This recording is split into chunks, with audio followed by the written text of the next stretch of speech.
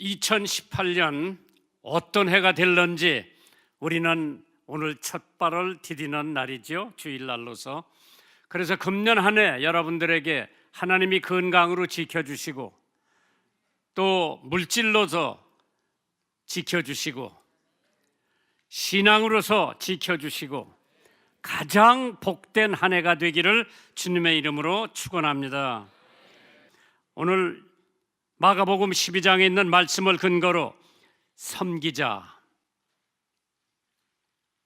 인류 역사가 시작된 이래에 계속해서 사람들은 유능하고 카리스마 있는 강렬한 리더를 찾고 있었고, 그러한 리더가 되기 위해서 많은 사람들이 노력을 하고 있습니다.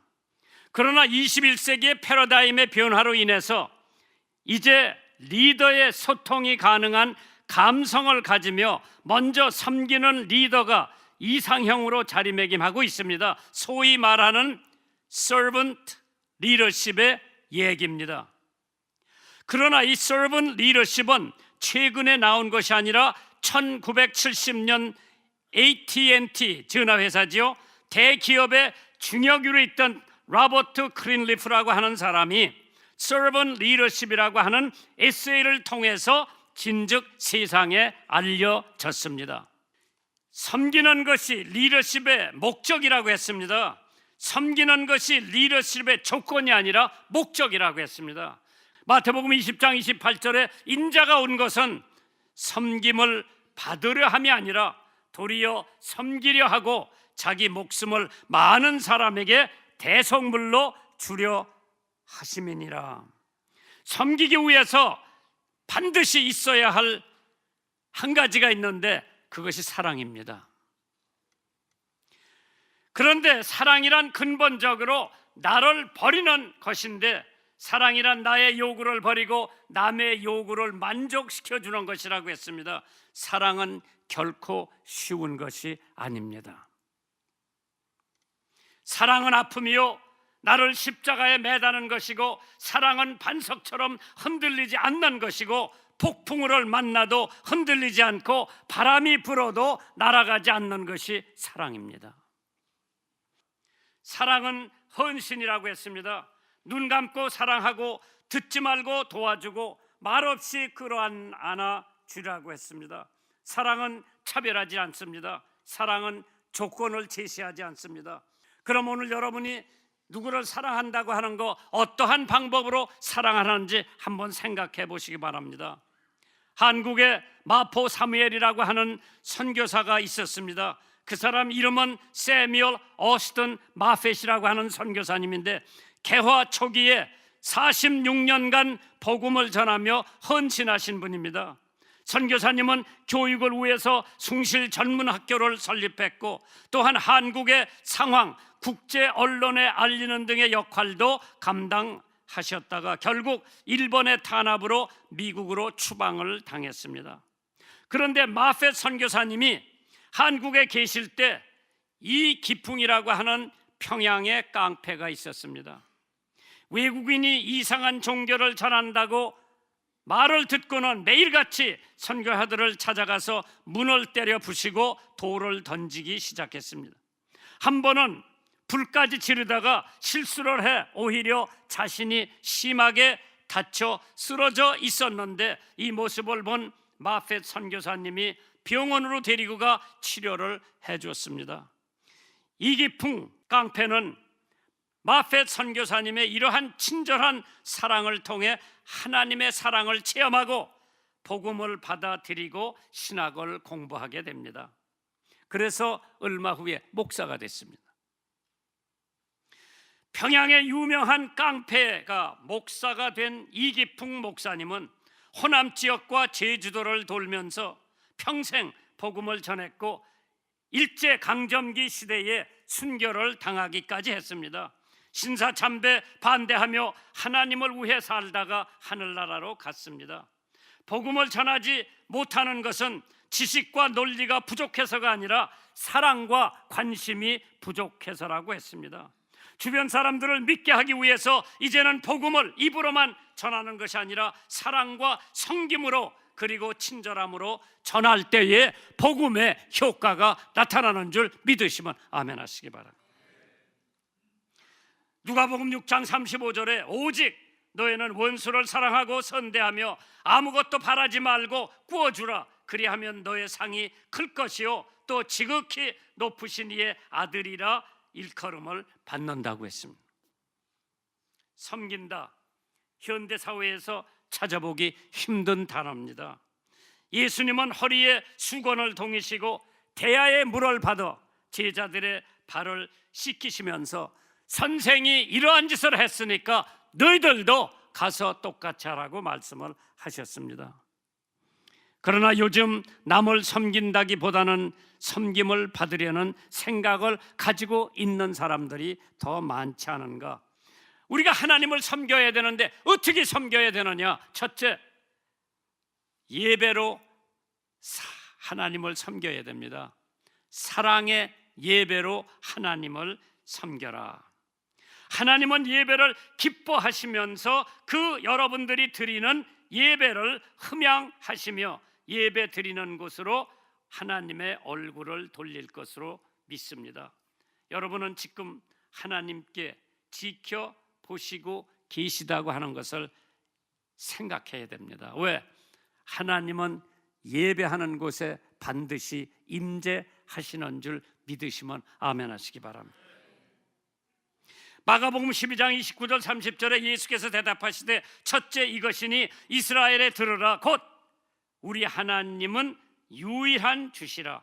네 마음을 다하고 목숨을 다하고 뜻을 다하고 힘을 다하여 주 너의 하나님을 사랑하라. 요한복음 4장 24절에 아버지께 참으로 예배하는 자들은 신령과 진정으로 예배할 때가 오나니 곧 이때라. 아버지께서 이렇게 자기에게 예배하는 자들을 찾으시느니라. 하나님은 영이시니 예배하는 자가 신령과 진정으로 예배하느니라. 예배를 사랑으로 드리는 사람에게 하나님께서 찾아오신다고 하셨습니다. 잠언 23장 26절에 내 아들아 네 마음을 내게 주며 네 눈으로 내 길을 즐거워할지어다. 마음은 선과 악, 쌍방을 다 수용할 수 있기에 단순하지가 않습니다.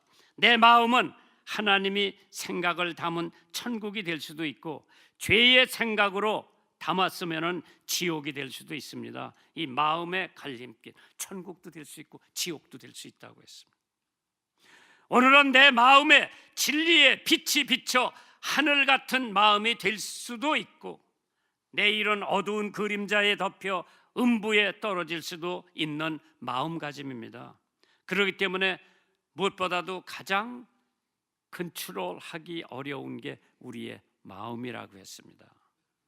그러기에 마음을 다스리는 노력이 부단히 계속되어야 한다고 했죠. 내 육체를 위하여 날마다 음식의 공급이 필수적인 뜻, 마음에도 날마다 양식이 필요합니다. 그리고 그대는 그 마음에는 그대의 성, 즉 군주가 되는 것이죠. 그래서 우리들의 성을 잘 다스려 평화스럽고 행복한 군주가 될 수 있고 성을 잘못 다스려 우환과 문제거리가 그치지 않는 불행한 군주가 될 수가 있습니다. 그렇기 때문에 잠언 16장 32절에 노하기를 더디하는 자는 용사보다 낫고 자기 마음을 다스리는 자는 성을 뺏는 자보다 낫다고 했습니다. 우리 마음을 어떻게 다스립니까?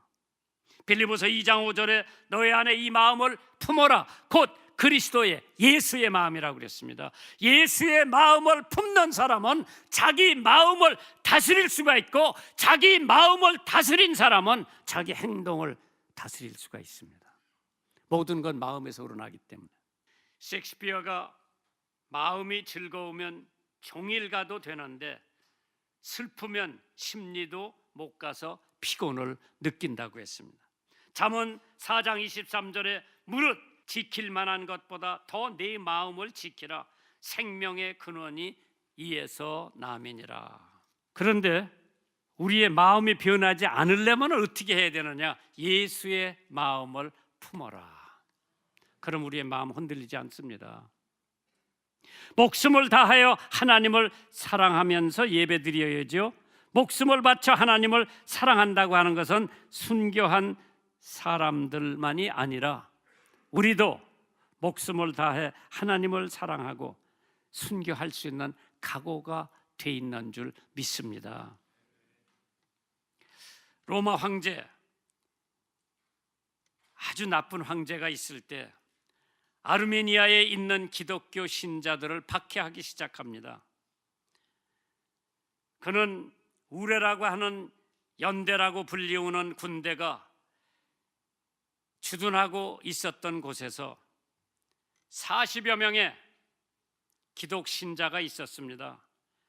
그들은 예수를 버릴 것을 강요당했으나 불응하지 않고 이번에는 벗은 몸으로 연못의 빙상에서 한밤을 세워야 하는 형벌을 그 40명 예수 믿는 사람들에게 내려집니다. 연못 한 끝에 한 채의 집이 있었는데 그 안에는 난로가 준비되어 있었고 뿐만 아니라 음식과 술이 준비되어 있었고 따뜻한 목욕물까지 갖추어져 있었습니다. 그러면서 그 40명 중에 지금 옷을 다 벗고 산에서 찬바람이 몰아치는데 거기서 집 위로 와서 옷을 입고 난로를 쬐고 음식을 먹고 따뜻한 물에서 목욕을 할 수 있는데 그 추운 데서 나와가지고 이 집 위로 오는 사람은 예수를 부인하는 거로 인정을 하고 거기서 대우를 해주게 됐습니다. 대여섯 시간 거기 앉아서 부들부들 떨고 있던 사람들 중에서 한 사람이 집으로 향해서 갑니다. 거기 가서 옷을 입고 환영을 받고 음식을 먹고 목욕도 하고 거기서 지키고 있던 대위가 자기가 옷을 벗고 이 사람 대신 그 강가에 39명이 있는데 조인을 합니다. 그래서 이 사람들이 어떻게 기도를 하느냐? 주여, 우리 40여 명의 용사는 주님을 위하여 싸우려고 여기에 서 있습니다. 원하옵기는 우리 40명의 용사에게 승리의 면류관을 주시옵소서. 드디어 그 기도의 응답이 왔습니다. 대위는 처음부터 그들의 용감한 행동을 보아왔는데 그 용기에 크게 감동을 받고 자신이 기독교 신자가 될 것을 결심한 후 이탈한 겁없는 한 명의 병사 대신 옷을 벗고 달려가 대신 신자가 되었다고 합니다. 그리하여 40명의 순교의 잔을 받았다고 합니다. 영광의 면류관을 취한 것입니다. 신자의 순교는 불신자를 감화시키고도 남음이 있는 줄 믿으시기 바랍니다. 하나님께 바칠 제물로 내가 바쳐졌으면 하나님은 산 제물로 희생되기를 선택한 사람의 모습을 택하셨다고 하마시로 유엔 사무총장이 비행기 사고로 순직하면서 그 일기장에 써놓은 말씀입니다. 야고보서 1장 7절에 이런 사람은 무엇이든지 주께 얻기를 생각하지 말라. 두 마음을 품어 모든 일에 정함이 없는 사람이라고 했습니다. 그렇기 때문에 목숨을 다해 하나님을 사랑하고 뜻을 다해 하나님을 사랑하라고 했습니다. 시편 40편 8절에 나의 하나님이여 내가 주의 뜻 행하기를 즐겨오니 주의 법이 나의 심중에 있나이다 하였나이다. 뜻은 우리들이 가지고 있는 의지를 말하는 것입니다. 누가복음 10장 27절에 대답하여 가로되 네 마음을 다하며 목숨을 다하여 힘을 다하며 뜻을 다하여 주 너의 하나님을 사랑하고 또한 네 이웃을 네 몸과 같이 사랑하라 하였나이다. 힘을 다해라고 하는 것은 힘을 다해서 사랑하고 힘을 다해서 예배를 드리고 힘을 다해서 섬기라고 하는 것은 씨름할 때도 힘을 다해야 됩니다. 마라톤을 할 때도 힘을 다해야 됩니다. 시험을 볼 때도 힘을 다해야 됩니다. 힘은 좋은 데 쓰면 좋은 힘이 되고 나쁜 데 쓰면 나쁜 힘이 된다고 했습니다. 깡패들이 그 좋은 힘을 좋은 데 쓰면 사회에 큰 공헌을 할 수 있지만은 나쁜 데 쓰면은 사회 악밖에는 될 수가 없습니다. 엘리야는 이세벨의 간교에 시달리고 죽음을 모면하고 힘을 잃었을 때 로뎀나무 밑에서 죽음을 호소할 때 새로운 힘이 어디서 났겠습니까? 하나님으로부터 났습니다. 요나가 물고기 뱃속에서 이제 죽었구나 했을 때 다시 살아날 수 있는 힘이 어디서 났습니까? 하나님으로부터 났습니다. 베드로가 옥중에서 소망이 끊어졌을 때 옥을 타러 갈 수 있는 힘이 어디서 났습니까? 성령에서 난 거예요. 바울과 실라가 빌립보 옥에서 기진맥진에 있을 때 옥토가 흔들리는 힘이 어디서 나왔습니까? 하나님으로부터 나왔습니다. 그런 힘을 가지고 하나님을 사랑하고 그런 힘을 가지고 하나님을 섬기는 여러분들 되시기를 주님의 이름으로 축원합니다. 두 번째로 사랑으로 가족을 섬기라고 했습니다. 마가복음 12장 31절에 둘째는 이것이니 네 이웃을 네 몸과 같이 사랑하라 하신 것이라 이에서 더 큰 계명이 없느니라. 네 몸과 같이 우리 가족, 우리 이웃, 우리 스스로의 몸같이 섬기라고 했습니다. 첫째로 사랑으로 부모님을 공경하라고 그랬죠. 십계명에 명시된 말씀입니다. 잠언 23장 25절에 네 부모를 즐겁게 하며 네 낳은 어미를 기쁘게 하라. 강철대왕 앤드루 카네기라고 하는 사람이 어린 날은 매우 불우하고 가난한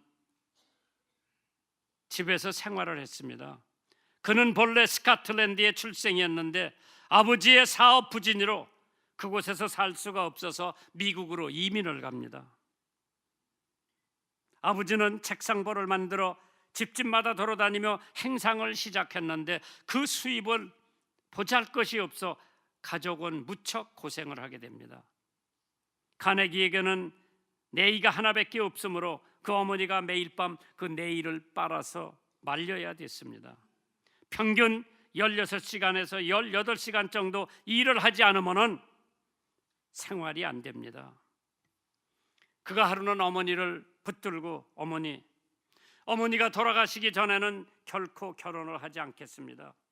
기어이 돈 많이 벌어서 어머니에게 비단옷을 한 벌 사드리고 하인들도 많이 두고 어머니가 타실 마차도 사드리겠습니다. 약속을 합니다. 그리고 그것을 이루기 위해서 그는 뼈저린 분투를 했습니다. 서약한 대로 어머니가 돌아가실 때까지 30년 동안이나 결혼을 하지 않다가 52세에 앤드루 카네기가 결혼을 합니다. 62세에 첫 자식을 보게 됩니다. 이것은 모두 어머니를 공경하고 사랑하는 마음에서 되어진 일이지만은 결국 이것이 그로 하여금 강철 대왕이 되게 한 위대한 업적이었습니다. 부모 공경이란 결국 자신을 복되게 하는 것임을 잊어서는 안 됩니다. 두 번째로 부부에 대한 행복, 열심으로 섬기라고 그랬습니다. 잠언 19장 14절에 집과 재물은 조상에게서 상속하거니와 슬기로운 아내는 여호와께로서 말미암았느니라. 재산은 좋은 부모 가진 사람들은 상속을 하지만은 슬기로운 아내, 덕망 있는 아내 하나님께로 온다고 그랬어요. 에베소서 5장 33절에 그러나 너희도 각각 자기의 아내를 사랑하기를 자신같이 하고 아내도 자기 남편을 존경하라고 그랬죠. 그렇기 때문에 자녀 관계가 원만해야 되죠. 에베소서 6장에 자녀들아 너의 부모를 주 안에서 순종하라 이것이 옳으니 네 아비와 어미를 공경하라 이것이 약속 있는 첫 계명이니 이는 네가 잘 되고 땅에서 장수하리라. 감리교의 창설자 존 웨슬리 어머니가 있어요. 그 어머니의 이름이 수산 웨슬리요. 19명을 낳아가지고 10명을 건지고 3남 7녀 훌륭하게 길렀습니다. 그런데 그는 자녀 교육에 대해서 다음과 같이 규칙을 세워놓고 반드시 실천을 했다고 합니다. 첫째, 간식을 허락하지 말아라. 절대적은 아니래요. 둘째, 아이들은 밤 8시 전에 채워라. 셋째, 아이들이 투덜대지 않고 약을 먹도록 하라. 넷째, 아이들에게서 제멋대로 하는 마음을 없애고 그들의 영혼을 구하기 위해서 하나님과 동행하라. 다섯 번째, 아이들이 말할 수 있게 되면 곧 기도를 가르쳐라. 여섯 번째, 아이들이 울부짖으면서 무엇을 요구할 때 주지 말고 공손한 태도로 요구할 때 그것만 주오라 그랬어요. 일곱 번째, 거짓말하는 것을 막으라. 여덟 번째, 악한 행실에 대해서는 반드시 벌을 주어라. 아홉 번째, 똑같은 것에 대해서는 절대로 2번 벌을 주지 말아라. 열 번째, 선행을 장려하고 이에 대해서는 상을 주어라. 11번째, 사람들의 마음을 즐겁게 할 목적으로만 모든 일에 대해서는 칭찬을 하라. 12번째, 극히 작은 물건에 있어서도 소유권을 명백히 해 주어라. 13번째, 모든 약속을 엄격하게 지켜라. 14번째, 딸이 글을 잘 읽을 수 있게 되기 전에는 절대로 일을 시키지 말아라. 15번째, 아이들에게 매를 무서워하도록 가르쳐라. 시편 127편 3절에 자식은 여호와의 주신 기업이요 태의 열매라고 했습니다. 세 번째로 사랑으로 이웃을 섬기라고 했습니다. 마가복음 12장 31절에 둘째는 이것이니 네 이웃을 내 몸과 같이 사랑하라 하신 것이라. 이에서 더 큰 계명이 없느니라. 우리들은 친구 없이 살 수 있어도 이웃이 없이는 살 수 없다고 했습니다. 마태복음 19장 19절에 네 부모를 공경하라, 네 이웃을 네 몸과 같이 사랑하라 하신 것이라. 멀리 있는 물은 가까운 곳에 일어나는 불을 끄지 못한다고 했습니다. 먼 곳에 있는 친척은 가까운 이웃만 못하다고 했습니다. 이웃을 내 몸과 같이 사랑하라고 한 것은 누가 내 이웃이냐? 그 질문의 해답은 누가복음 10장에 나옵니다. 어떤 사람이 강도를 맞이했죠. 거기는 제사장도 지나가고 레위도 지나가고 사마리아인도 지나가다가 레위도 비켜갔고 제사장도 비켜갔고 사마리아인이 가만히 보니까 강도한테 다치고 물건 다 뺏기고 쓰러져 누워 있습니다. 자기 짐승에다 싣고 주막에 가서 부비를 주고 용돈을 주고 이 사람을 잘 봐달라. 부비가 더 들면, 용돈이 더 들면 내가 갔다 오다가 계산할 거라고 한다. 그 세 사람 중에 누가 이웃이 되느냐고 예수님이 물어봤을 때에 은혜를 베풀고 섬겨준 사마리아 사람이 그 강도 맞은 사람의 이웃이라고 그랬습니다. 이웃에게 내가 가진 것을 나누어 주라고 했습니다. 이웃을 사랑하는 것을 어렵게 생각하지 말으라고 그랬죠. 나사렛 예수 그리스도의 이름으로 걸으라고 안질뱅이한테 한 것은 참 예수님께서 이웃을 사랑하는 것을 실천하셨죠. 또 베드로하고 요한하고 성전에 들어가다가 안질뱅이를 보고 은과 금은 내게 없거니와 내게 있는 것으로 내게 주노니 곧 나사렛 예수 그리스도 이름으로 걸으라. 만약 그때 베드로나 요한이 동전 몇 푼이 있었으면 그거 그냥 던져주고 들어갔을 거예요. 그럼 그 사람은 지금도 그냥 안질뱅이로 있었을 거예요. 다행히 돈이 없었던 것이 베드로와 요한은 하나님의 능력을 활용할 수 있는 계기가 된 거예요. 금과 은은 내게 없지만은 나사렛 예수의 이름으로 일어나 걸으라고 그랬어요. 그 사람이 뛰면서 성전 안으로 들어갔다고 했습니다. 가진 것만 가지고 족하다고 생각하세요. 예? 하나님께서 금년 한 해 양식도 떨어지지 않고 옷도 헤어지지 않고 건강도 좋고 한 해가 되기를 주님의 이름으로 축원합니다.